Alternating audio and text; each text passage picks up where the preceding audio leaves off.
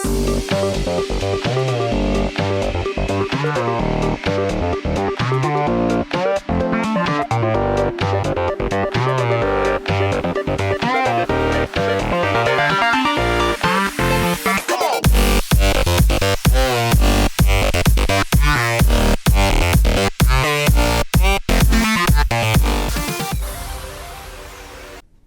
we go. Welcome to the show. Thank you. Can you hear me now? Yeah, we can hear you fine. Awesome. Oh, nice. I'm happy to be here. Yeah, good. How's everything? Good, going great. I mean, I'm excited I got the time to finally do this here. I know we were supposed to do it earlier in the week, but I'm glad we got to do it now. So yeah, I'm happy to be here. It's even better doing it live, so I'm thrilled as well. Please introduce yourself a bit, Nick.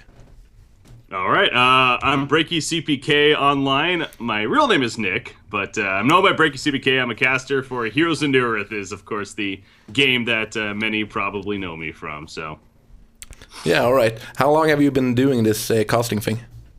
I've been doing casting. I mean, so it's kind of two different levels to that. As far as Heroes of Newerth casting, I've been doing it for.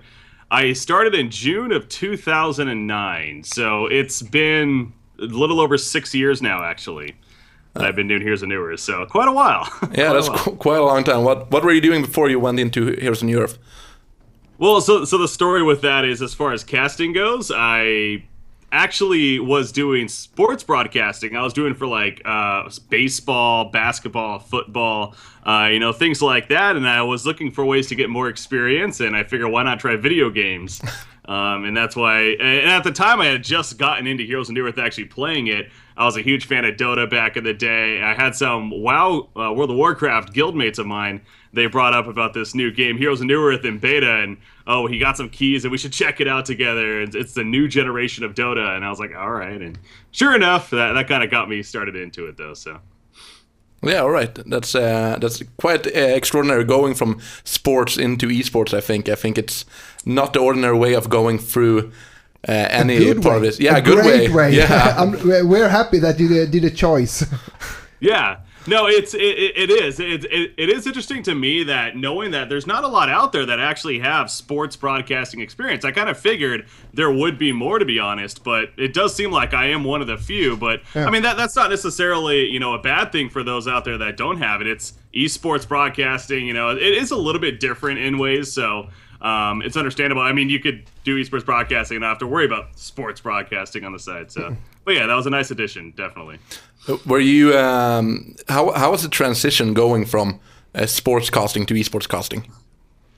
Well, so it was interesting because I treated that's where it is a little bit different. I treated esports broadcasting as a sports broadcaster, because that was my previous experience. So I was trying to really treat it in a very professional sense, being very, politically correct and, making sure I'm pronouncing everything perfect as best I can and really trying to make the flow of it, very professional. But as I went on into esports and especially, doing it as long as I have been, but earlier on, I mean, within I would say the first year or so, especially when I started going to events and stuff, I kind of realized that it didn't need to be that. It could be a little more laid back. You could every once in a while maybe swear, use say shit or something like that. It's not that big of a deal. So you could definitely have a little more fun with it in esports, I would say. Do you feel like you can be more of yourself casting esports than while you were doing sports? Yeah, I think that's a good way to put it. Actually, I could definitely be more myself. Not that I'm putting on a show, but any caster, any caster has kind of two personalities, really. They have their normal personality of just hanging out, with friends or whatever, and then there's the casting personality. Like people that talk to me all the time, or my friends and everything, they make a point when I'm casting, I actually sound a little bit different, a little more hype and a little more upbeat than if I'm just laying back, talking with them chill. So that's good to hear. If you would be like the other person at the same time when you are with friends, that would be maybe a bit hyperactive, but yeah, that's cool. Hey, Rob, I'm walking into the room right now. Yeah, let's do it. No, it doesn't really work out too well that way. I bet all sportscasters are like that, though. And just never changing. And here's the food, and let's go. Yeah. Do you think, we're supposed to talk about casting today as a general point of esports. What kind of impact do you think casting has had over esports throughout the years? So what kind of impact it's had on me? No, on esports as a general thing. Oh, as a general, also like broadcasting over esports. I mean, esports has really, it's amazing. Like I said, I started this, 6 years ago? This was before Twitch.tv was a thing. It was when it was just in TV. Yeah. There was other streaming sites like livestream.com. And you know, it was very different, to say the least.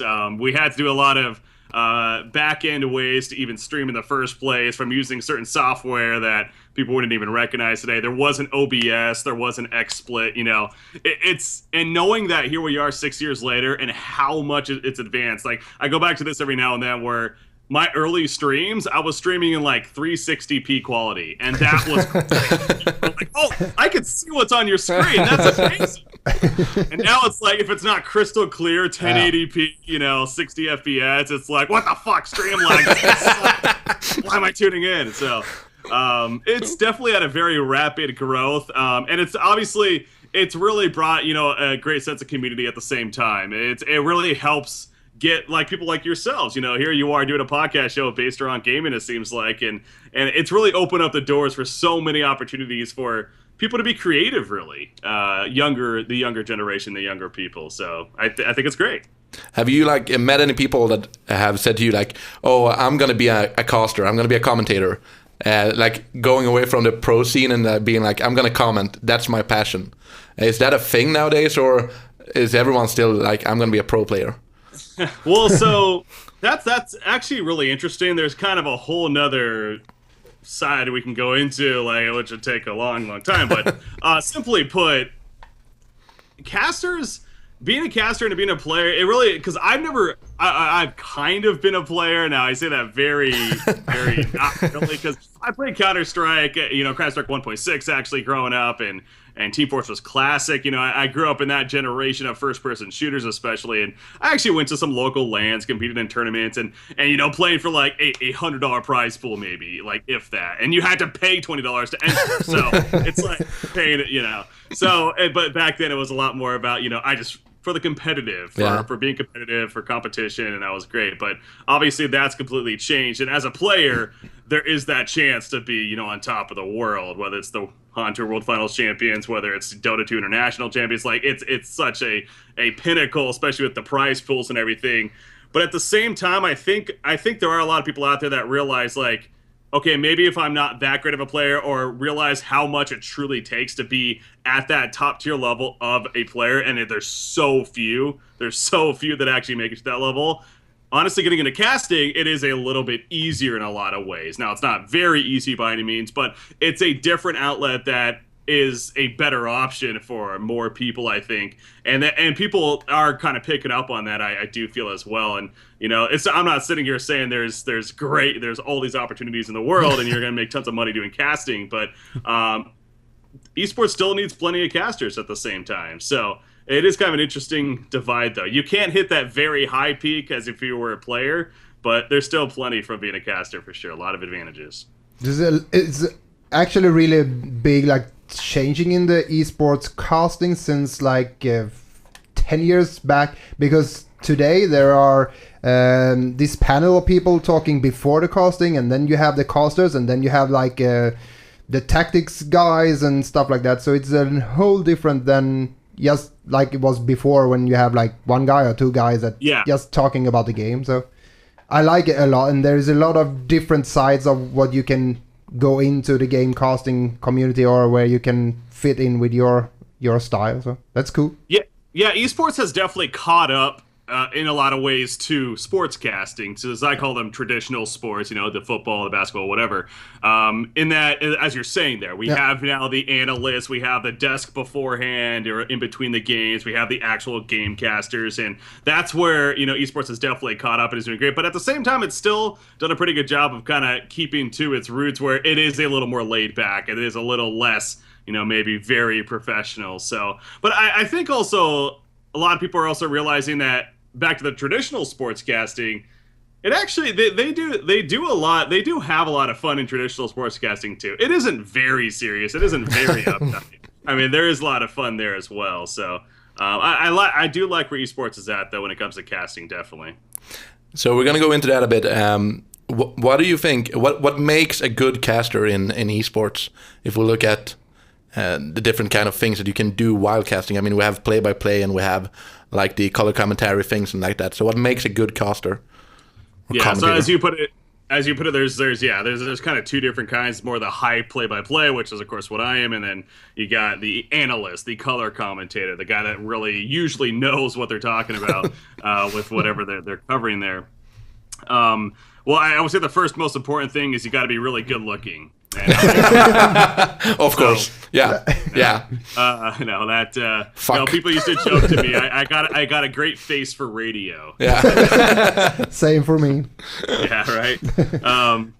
But yeah, as far as getting into casting and being an actual caster, I mean, a lot of it comes from passion. I think a lot of it comes from loving what you are going to be covering, whether it's my case, Heroes of New Earth, or the MOBA genre, or if you're Counter-Strike Go, whatever. You have to definitely be passionate about it. You have to really be a fan first, and if you're a fan of it, it's going to become that much easier. Now, there are a lot of things that you could work on to really make sure that you're a cast. But I do get asked this question a lot as far as how do I become a caster? And my best response is the just do it response.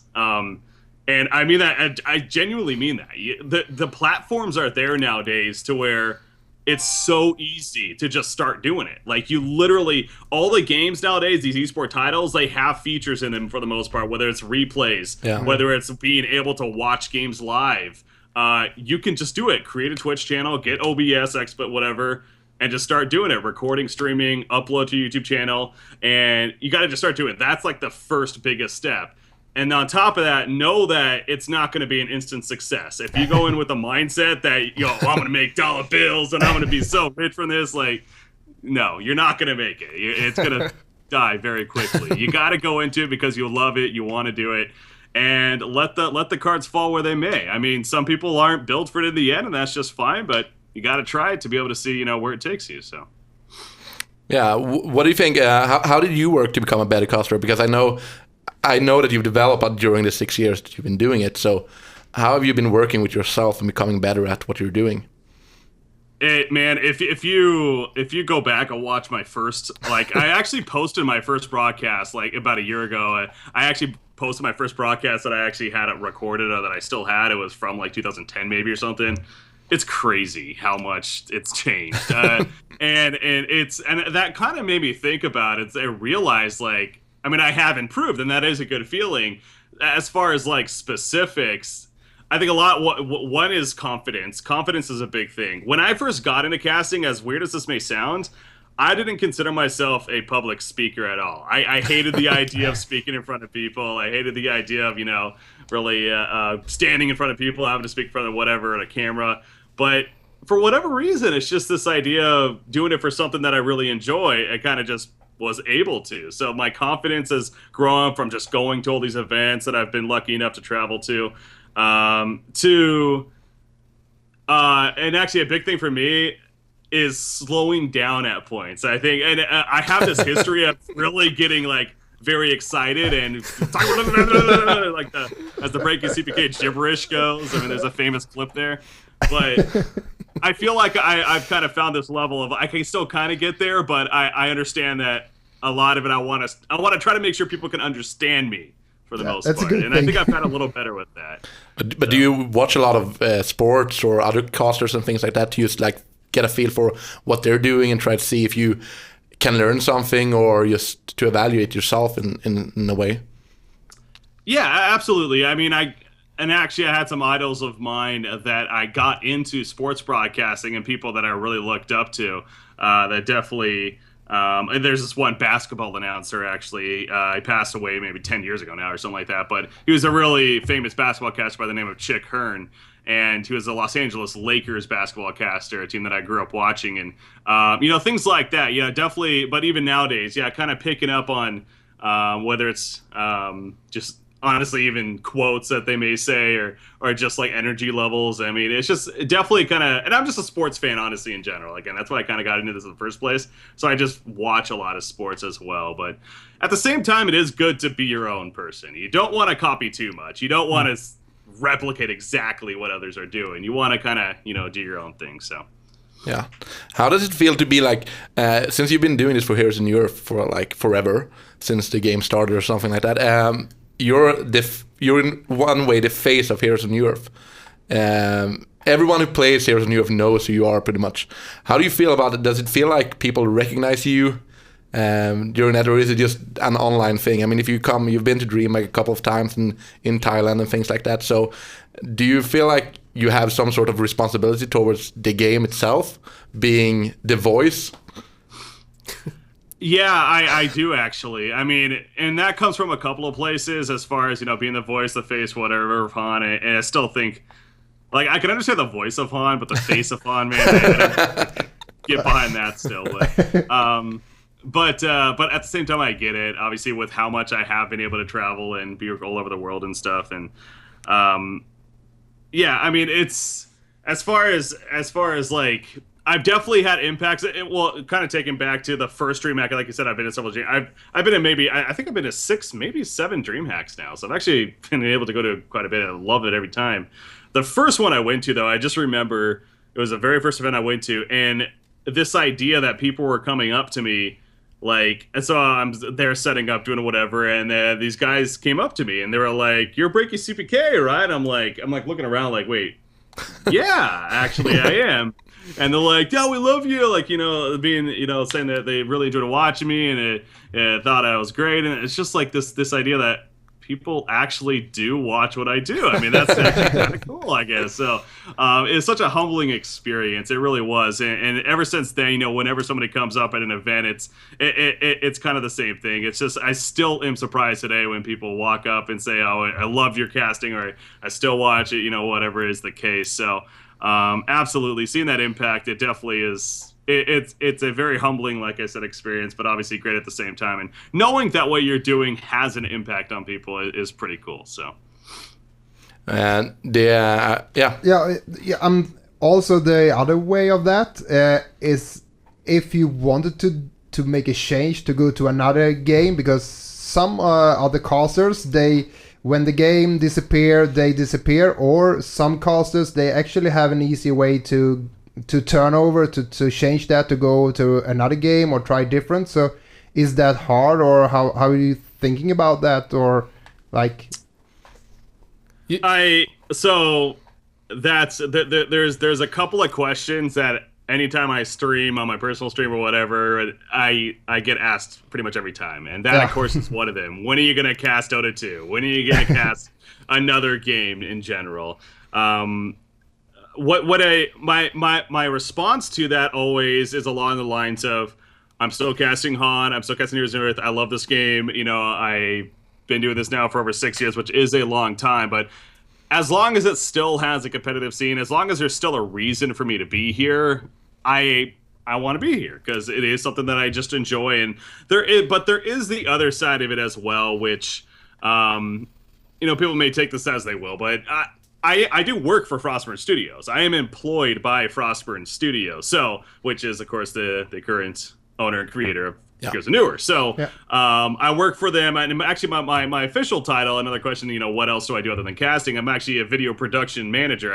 I the Hero Spotlights, the Avatar Spotlights, all these things, I oversee those projects, and I do a little bit of editing on the side as well, make sure they're looking good, whatever the case may be. So I do a little bit more than just casting, but as far as the, so I mean, again, I am employed by these guys. I'm a full-time salary contract and everything. So there is that side of it as well. And I don't want to bullshit people in the sense that, no, I'm just staying here just because. there is a little bit of that as well. And because of that, I can't just freely go out there and cast competitors of our game. So, and I'm sure people understand that. Yeah. But at the same time, I've been very clear that who knows what the future holds. I am very open to the idea of getting into other esport titles. I've been very clear. I am a fan of Dota 2. I love just watching, and obviously a lot of Han players have gone to Dota 2. I was going to say that. I think I've seen a video of you casting Dota 2. I do remember an All Right being in a Dota 2 video. Isn't that true? I joined, it was Moonduck TV as they go by. I joined those guys, those Ziori and Suns fan, and for the recent major, not this latest major, but I think it was a Frankfurt major actually. It was anyways, I joined them and had a little bit of fun with that. But that was the little Dota 2 casting I've actually done. And also Counter-Strike, right? Yeah, a little bit of Counter-Strike Go, actually. I did dabble into Counter-Strike Go on my personal stream. Just kind of tested the waters a little bit and had fun with it. So, I'm open. I'm not going to sit here and say, oh, I'm going to this game, right after I'm done with HOD. Because I don't want to. Who knows what the future holds, like I said. And I'm a fan of esports in general. So, we'll see. I have a question for you then. You've been casting with quite a lot of people, different people during this 6 years, since the day of Han started till now. What makes a good or a bad co-caster? You don't have to name people unless you really want to. Name. I'm gonna say you can't answer comprehension of English. Okay. So no. I mean. Yeah, I've had a lot of co-casters over time, no doubt, and I will say, a co-caster that has experience playing, that has experience as a competitive player, a pro player, usually does translate, usually works a little better in the end, because again, I'm the hype guy, I'm the play-by-play, and then they're the ones that like, okay, well now why did this happen? Why was this item picked up? Why was this hero doing this? Whatever. Having that guy that's good at answering that in a very solid manner is of course important. And I definitely had casters some memorable ones over time. People like Tralfamador, one that people like go back to in the earlier Han Tour seasons there, and I really enjoyed it with him.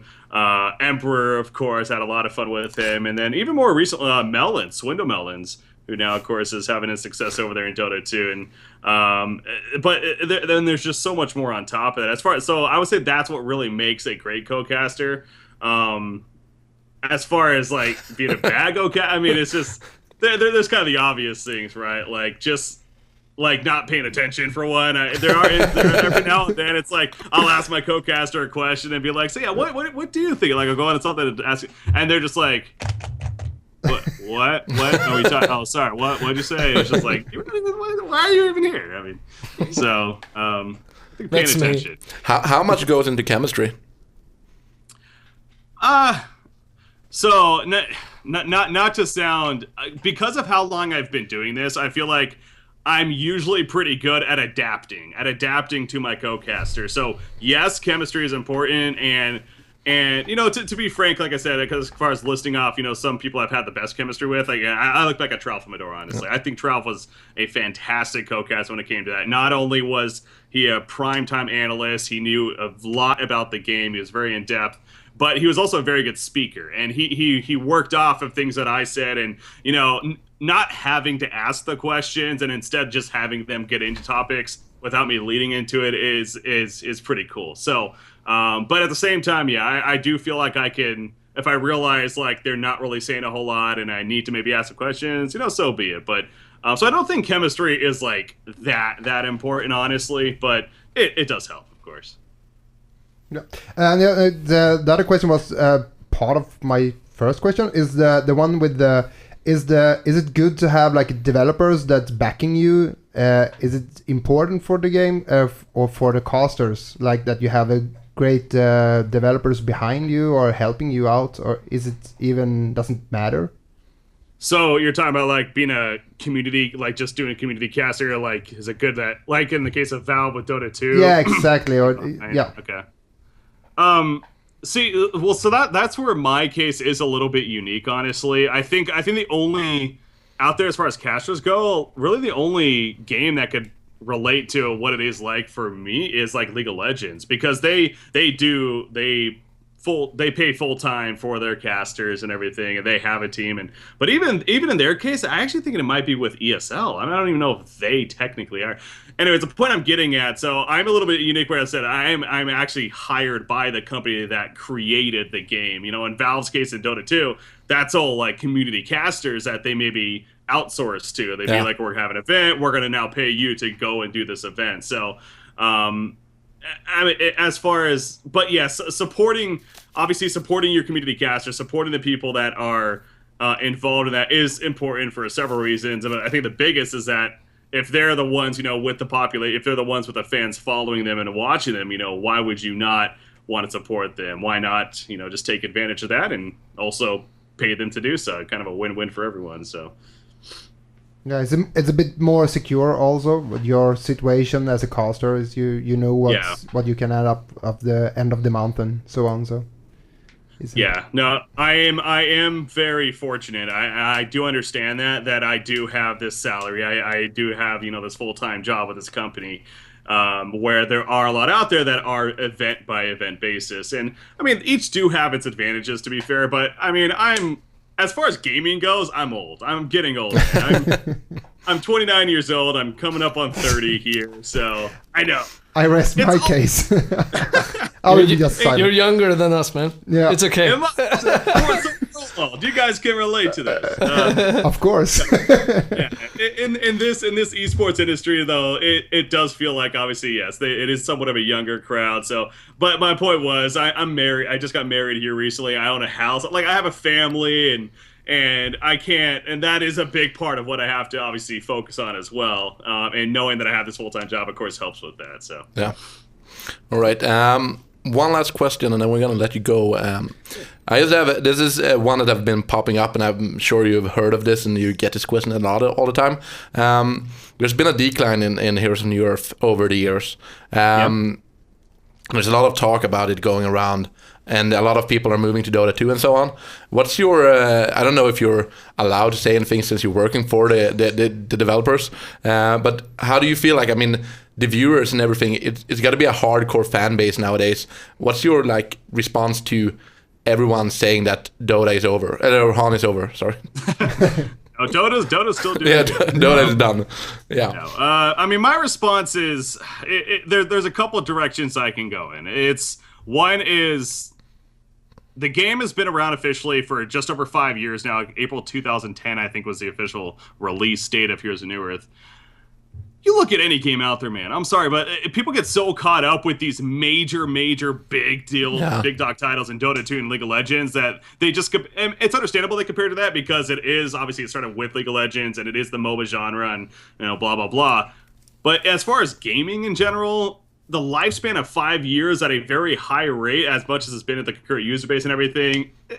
Any industry, any company would love to have that be the case. So, I'm not fooling myself and acting like, oh no, we're so good, we're gonna have 5 more years and who knows how much longer. It's like, yes, you got to be realistic at a point as well. I mean, it's going to eventually have this stop, and so the other side of that is North America and Europe. Yes, there no doubt has been a little bit of a decline and is noticeable to an extent. At the same time, is it though really? If you want to play Heroes of New Earth, you can queue up and you can find a game within 5 minutes at the most, and very likely within a couple of minutes. I still queue up to this day constantly and have no problems finding games in that sense. So it's like, again, people get caught up in this idea of actual numbers when who the fuck cares? If log into the game and hit play and then you're in a game 2 minutes later, why does it matter so much to people of how many people actually? So that's my other side of it is that really. But I will say Thailand though, holy shit, man, Thailand, they're on a level of it's ridiculous. They're still growing, and it's as crazy as it may hear to be to hear. They're still growing in Heroes of New Earth in a lot of ways. So yeah, they're a whole other breed. I mean, they're still massive, but yeah, I mean NAEU, there is a little bit of a decline. It's life. It's a life of a video game, So we still got a team behind the scenes that is grinding a lot, including myself, of course, and we're still doing stuff. We just released our Hero Mastery system here this last week in our latest patch, which is a lot of, gaining experience on individual heroes and being able to get cosmetic awards as a result of it. So we're still doing features even. So cool. Yeah, that's cool. So do you have any last? No. All right. So we're gonna let you go, Nick, and we want to thank you for taking time. And nice to talk to you. Yeah, no, I appreciate you guys having me on. I don't get to do a lot of these interviews, so I do I do enjoy doing them though when I get the chance. But any shout outs? Shout out to anyone that not only still watches Heroes and Heroes, but that maybe no plays it. Yeah, shout out to those that do follow me still, and look forward to seeing you guys on the next podcast. And again, who knows what's in the future? But thanks again, guys. Yeah, thanks a lot, Thank man. you. Thanks a lot. Bye. Have a good one. Yeah. Awesome right. kille. Han är skitgrym. Det kan man säga så om vad man vill om de här e-sportsmänniskorna.